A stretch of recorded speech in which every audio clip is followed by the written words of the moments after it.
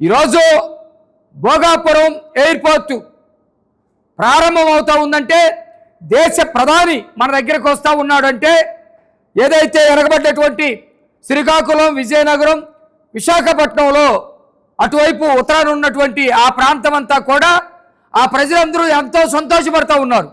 దీనికి కావలసినటువంటి ప్రచారాన్ని కల్పించడం కోసం అక్కడ సంస్కృతి సాంప్రదాయాలు మొత్తం కూడా ఇమడింపు చేసే విధంగా ఎయిర్పోర్ట్లో కల్పిస్తూ ఉన్నారు. ఈ స్థాయిలో జరుగుతూ ఉంటే నిజమైనటువంటి ఈ మారీచుడు జగన్మోహన్ రెడ్డి ఇతను దాన్ని ప్రచారంలోకి రాకుండా చేయటం కోసం ప్రయత్నం చేయడానికి నిన్న అక్కడ టూర్ పెట్టుకున్నాడు. అప్పలరాజు మీద ప్రేమ లేదు, తొక్కలేదు. అప్పలరాజు కొడుకు మీద ప్రేమ లేదు, ఇంకొకటి లేదు.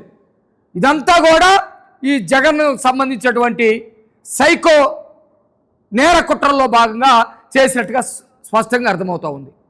దానిలో భాగంగా అతను ప్రెస్ మీట్ పెట్టి చిత్ర విచిత్ర విన్యాసాలు చేశాడు.